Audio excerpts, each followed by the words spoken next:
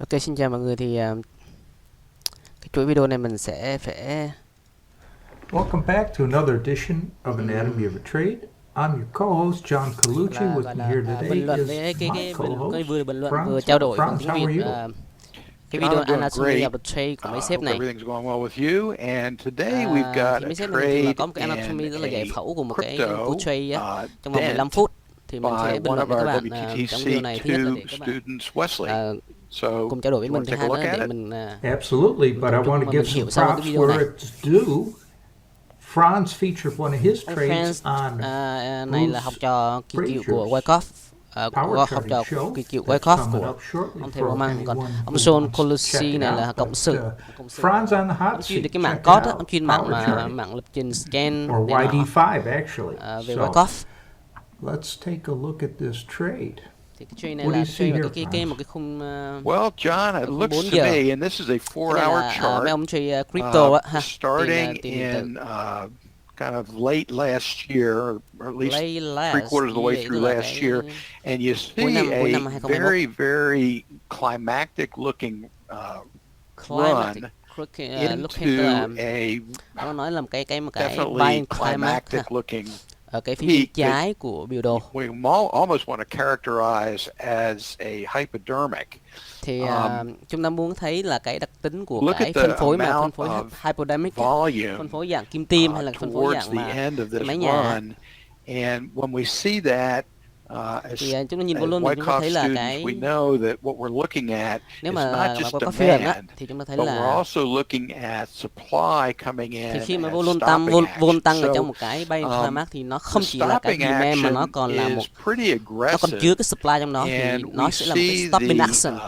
between the time stamp of around, looks like around the 15th through around the 17th or thereabouts of August, we see that the automatic reaction Thì pretty much khi mà cái lực supply nó tăng như vậy thì nó wipes sẽ có out cái the automatic entire reaction.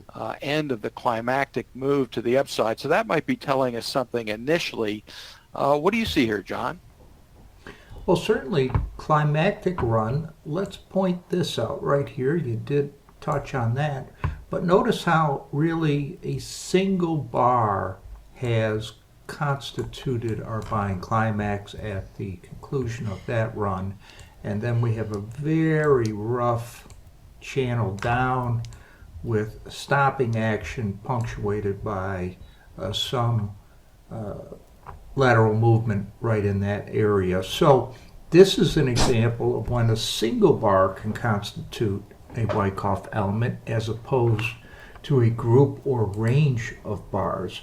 Very, very important that we keep our mental processes open to the possibility that it might take more than one bar to create an element. So Thì cái đoạn này ý ông nói thế này này, cái ý của ông này nói là trong một cái sự kiện hay là một cái phase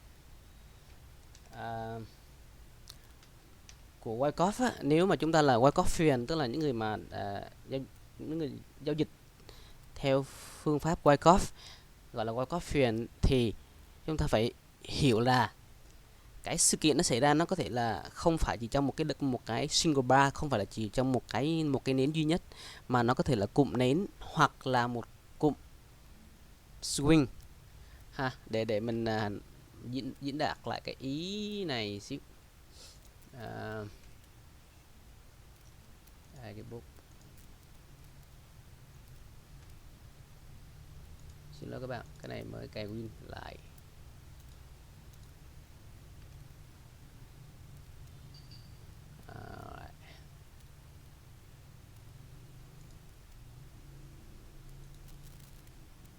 Thì cái ý như này cái ý là ông nói là ha, thì rõ ràng cái này nó có cái đặc tính của một cái buying climax này ha, climax ở cái chỗ này, tức là giá nó phá lên.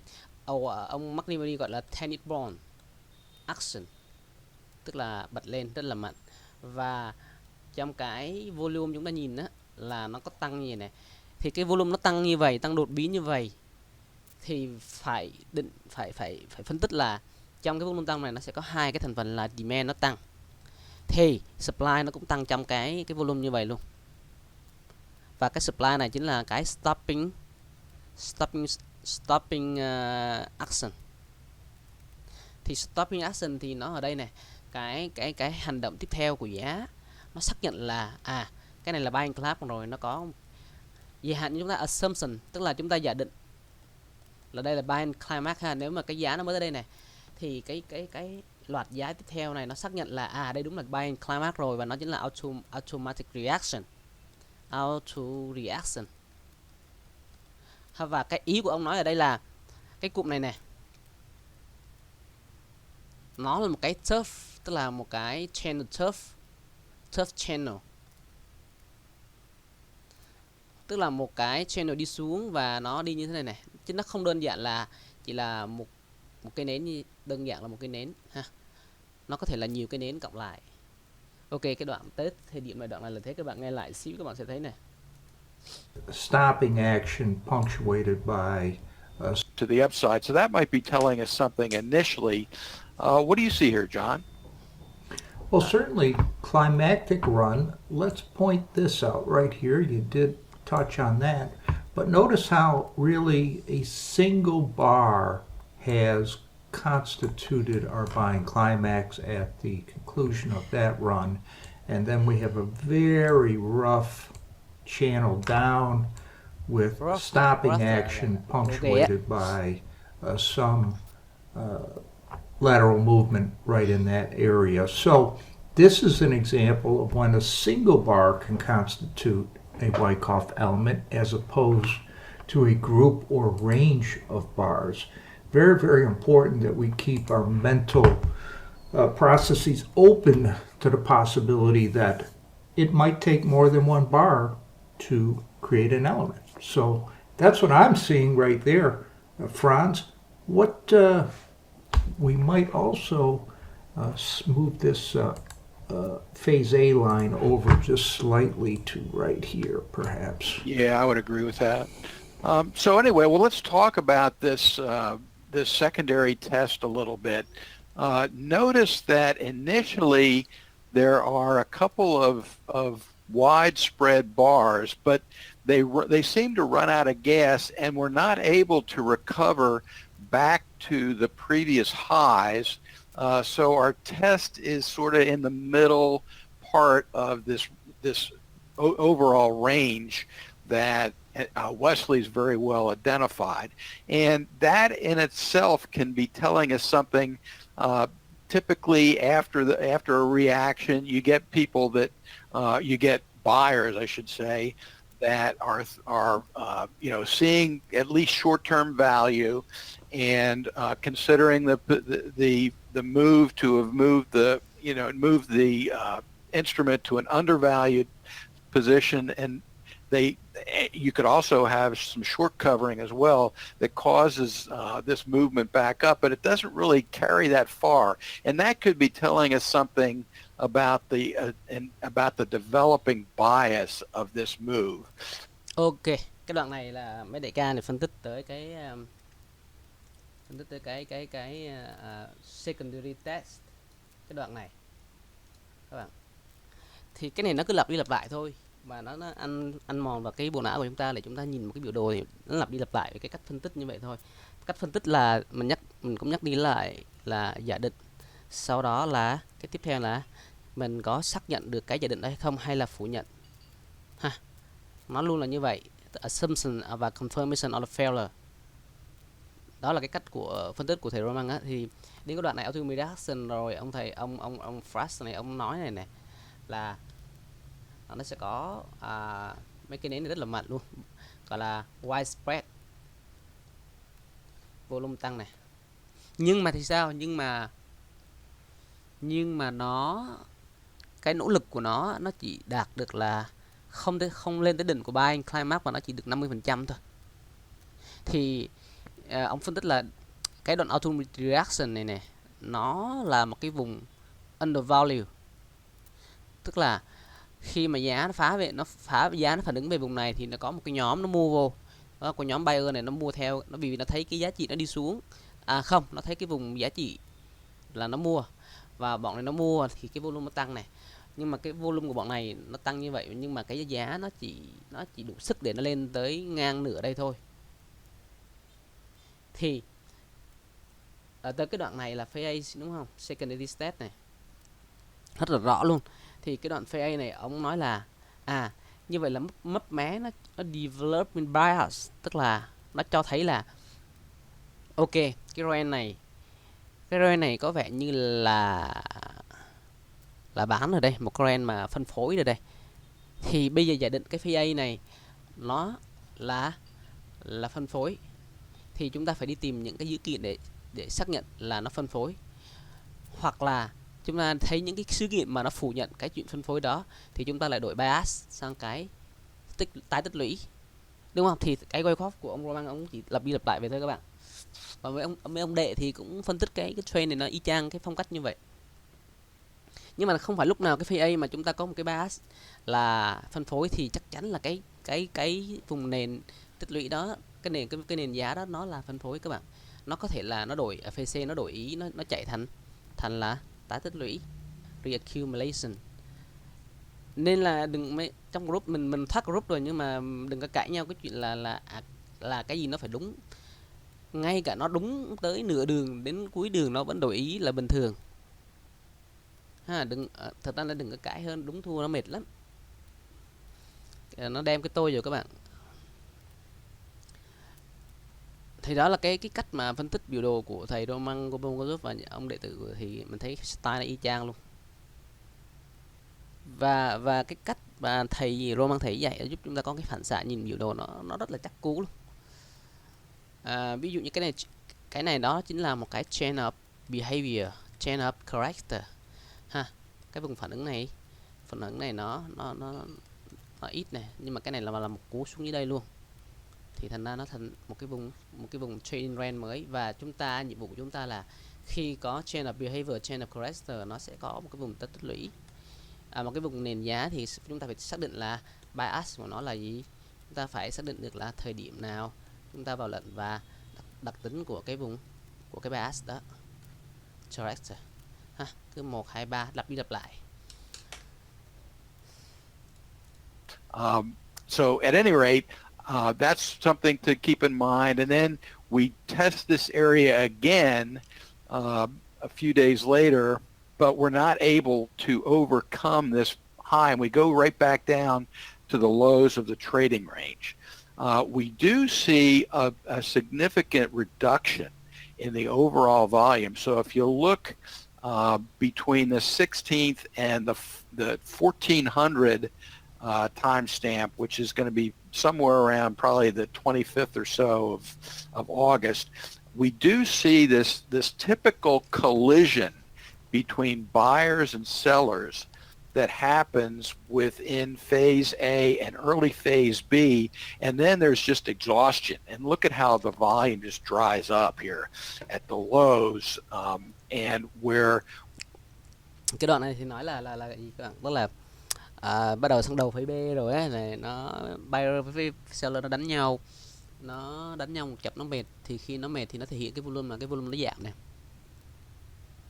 Cái volume này nó giảm có nghĩa là supply và demand nó đều giảm ha. Bên mua bên bán nó mệt rồi, nó quấn nhau, nó mệt rồi. Thì cái đoạn này là CO hoặc là strong hand nó inactive, cái volume nó giảm này. Wesley's marking a spring action. So at any rate, we see an exhaustion of buyers and sellers, and that tells us to expect some sort of rally. Sau này cái đoạn này ý là cái đoạn này nếu mà chúng ta thấy được cái chuyện mà bọn bán và bọn mua nó cũng mệt rồi á, cả hai phe nó mệt rồi á, volume nó giảm như vậy, cái volume nó giảm như là contraction này, volume contraction này, là chúng ta sẽ kỳ vọng một cái gì? Chúng ta sẽ kỳ vọng một cái rally, tức là một cái vùng phản ứng, một cái vùng giá đi lên. Rally là một cái vùng giá đi lên. And that, I'm sure, is what Wesley is anticipating. So that's what I'm seeing here. How about you, John? Absolutely. Let's see how the trade worked out. See where Wesley entered right here in the green dot area. So he had several tests of support, and third one was the charm. So we had support established by the AR, test, test, slightly higher test, which in turn provided a higher low opportunity for Wesley to take a look at entering there. Let's see what happened on that trade. Okay. So here we go. I will highlight the area that initiated the trade for Wesley, and let's take a look at that. Thì mấy ông này ông trade ở cái khúc này, tức là mấy ông giả định đây là cái swing. Mấy ông giả định là cái vùng swing này là cái vùng test số 3 mấy ông mua vô có cái điểm vào lệnh này ha, đây là một cái cây nến significant bar nó đi lên, nó mua, mấy ông mua. Thì coi thử xem thử mấy ông phân tích tiếp theo cái, nhưng mà các bạn cái mẫu hình này là ông Mark Maniveni ông cũng có phân tích nhưng mà ông không mua nha, ông không mua cái đoạn này. Ông Mark Maniveni ông không mua cái đoạn này đâu. Tại vì sao? Ông Mark Maniveni, cái mẫu hình của ông là như này nè, đúng không? Cái này là cũng là VCP đúng không, là volume contract. Nhưng mà đối với ông á, nếu có một cái channel như vậy thì ông phải break lên, ông mua cái vùng này. Nếu ở đây nó có VCP á, hoặc cái mẫu hình của ông sẽ mua cái vùng breakout này. Đó là ông Mark Maniveni nha. Hôm qua mấy ngày nay mình mới đọc cái ông này thì mình biết là ông sẽ mua cái vùng này. Nhưng mà có phiên là họ mua phase C đây luôn. Thì bởi vì chúng ta giả định là mua ở đây là phase C thì chúng ta mua ở đây thế thôi. Volume nó giảm. Còn phase C này có thể sai, nếu mà sai thì nó sẽ có những cái nó xác nhận cái chuyện sai này. Thì sai bay thoát lệnh thôi. Thì để mình mở mình mở cái bài giảng của Mark Maniveni, ông có cái này phân tích này.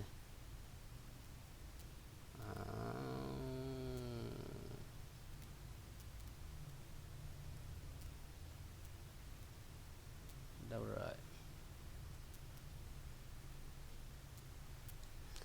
Ông Mark Maniveni ông cái cách mua của ông khác, cái đoạn này ông khác nha.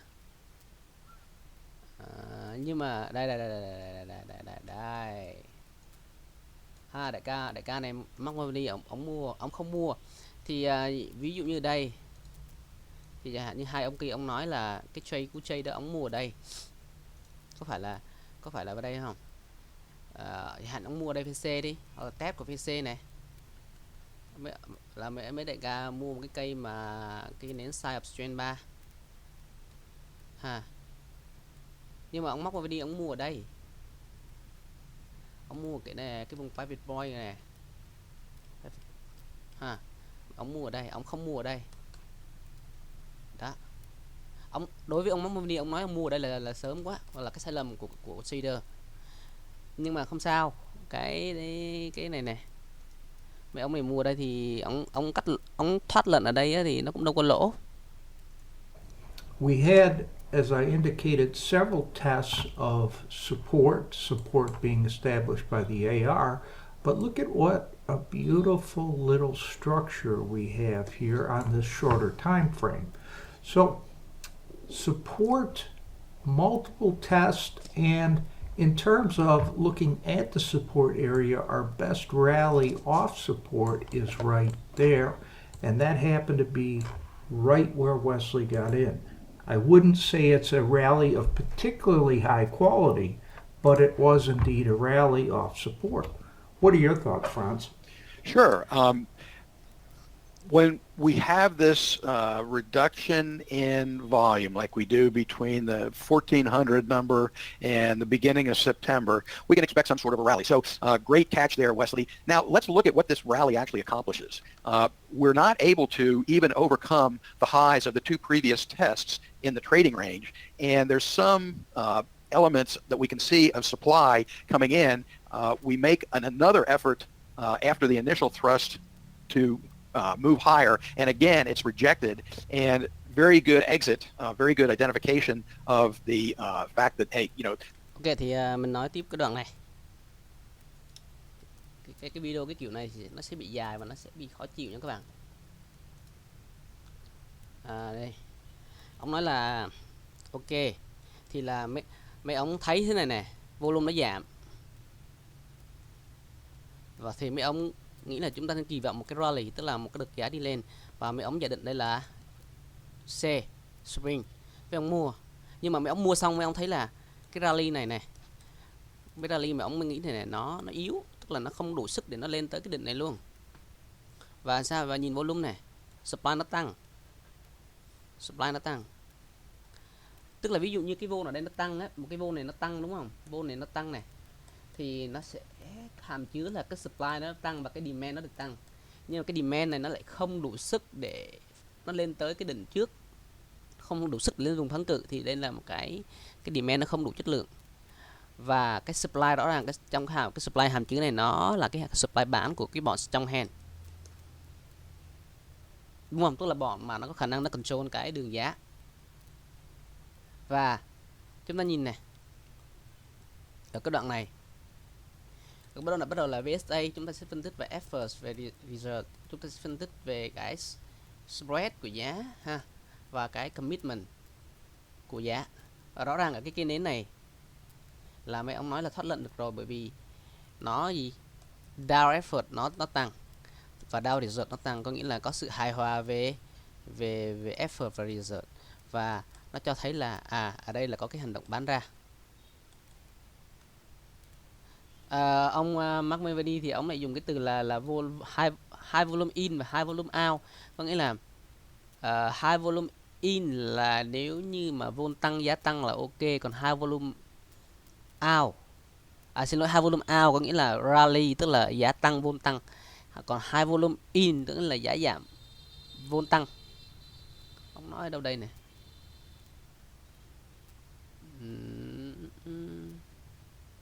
nhiều quá, cái bài ông này ông dạy có 5 ngày mà ông dạy quá trời vậy. Cái này mà này beginner không bao giờ hiểu được luôn các bạn. Nói ông này ông nói nhanh mà nói nhiều, nó kiểu như là ông dành cho những người mà advanced á. Mình nó có cái high vol in, high vol out của ông này này. Xin lỗi các bạn, để mình tìm. Đây đoạn này này. Này ông nói cái high volume in này, tức là giá nó giảm mà cái vol nó tăng mà giá nó giảm á, spread nó đóng cửa đó.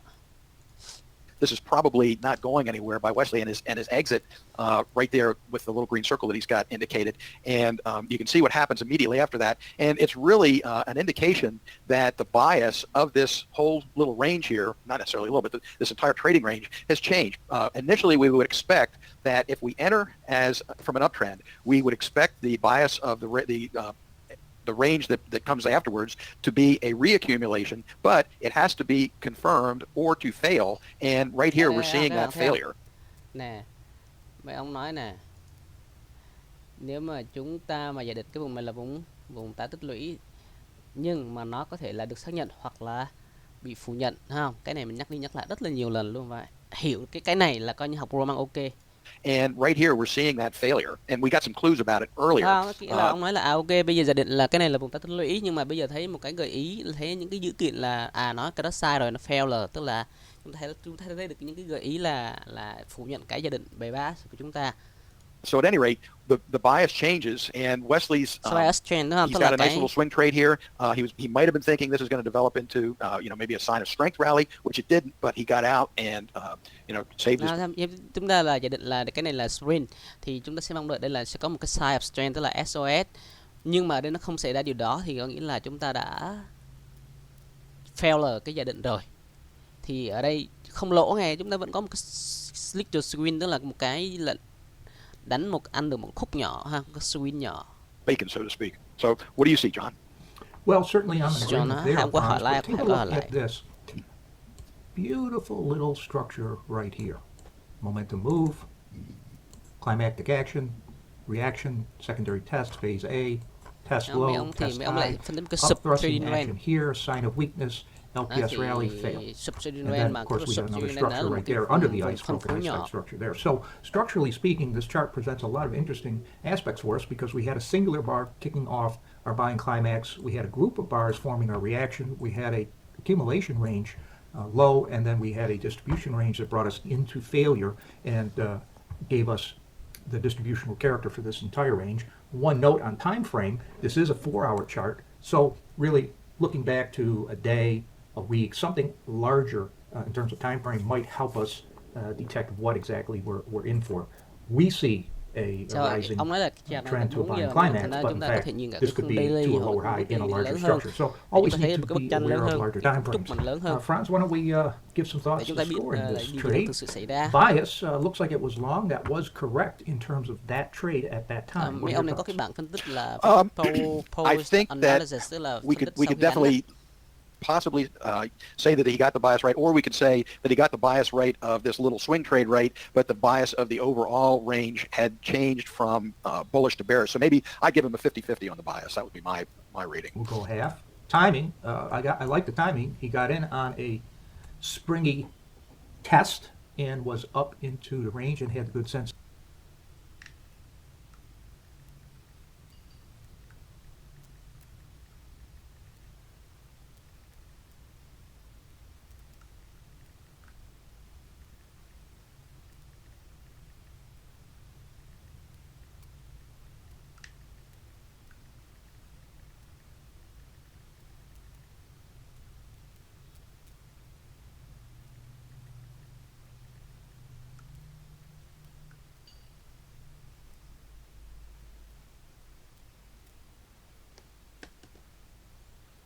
To get out before he got into a loss position. So, not bad. Yep, I agree. I Character? like the character of the swing. Uh-huh. I think he may have been anticipating something more, but he did manage to generate what this entire little move gave him. So good job there. The point of entry, I really like that. I always like to see buying at support or selling at resistance, because that's where the danger is highest, but also Mấy ông vẫn đánh giá you're going to cái find out này very là một quickly chuyện thú vị if các you're bạn. right or not, and if you're wrong, you can get out very quickly. So I like that. Cái điểm Stop này loss, I của don't mấy know. I ông agree. ok, No nó không add-ons. có lỗi gì Swing hết. trade like this anyway, so I wouldn't even score Và that. So cái the exit, cách I lệnh like the của mấy exit. ông nó cũng So basically, what do we have hiệu here? quả ha, tức là mấy ông 1, 2, cắt lệnh 3. hiệu quả. It's about 60%. Yeah, I might give him a little. I got 4.5 out of 6. So, because I'm not scoring the add-on. Và nếu như cái lần này mà ý là nếu Anyway, mà nó chạy tốt 65%. á, Why don't we see what Wesley had to say for Side himself trend in đúng thực sự nó his đúng như cái giả post-trade định á, analysis? là mấy ông sẽ nhồi lệnh ở add-on á. A little tougher on himself. He's got it at 50%. What are the comments here? Franz, what do you think? Good entry for spring trade. Spring and test the spring and actually played out, lesson. and good reason to exit. cái Right on board. entry vào của Totally mấy ông này agree. vẫn tốt. And his rule is have the confidence to exit when signs are Và visible thực sự là that cái the trade is swing likely nó to vẫn là go against you. vẫn chạy á, nó Yeah, vẫn and vẫn this is just diễn ra. practice, simulations, actual trades, doing this post analysis, and you start seeing these things. It's a long, it's a long trip to build up our expertise, but it's definitely worthwhile. And doing anatomies of all of our trades, doing post-trade analysis really helps us to become more proficient as traders. Cái dấu hiệu mà thấy được rằng là the cái key trade here is chúng ta that they say đang you date your trades, you don't marry đang them. có đó, And when cái lệnh Wesley chúng ta saw đang có something nó going đang đi sideways ngược lại với chúng ta. in a manner that indicated that Không there được. might be a drop in price and a loss in capital, he threw his line, he got out. So very good there. You threw your hat in the ring, you kept your profit, you moved on. Really, really like it. Thanks so much for watching. Okay, That's cảm another ơn các edition of Anatomy of a Trade. I'm John Colucci.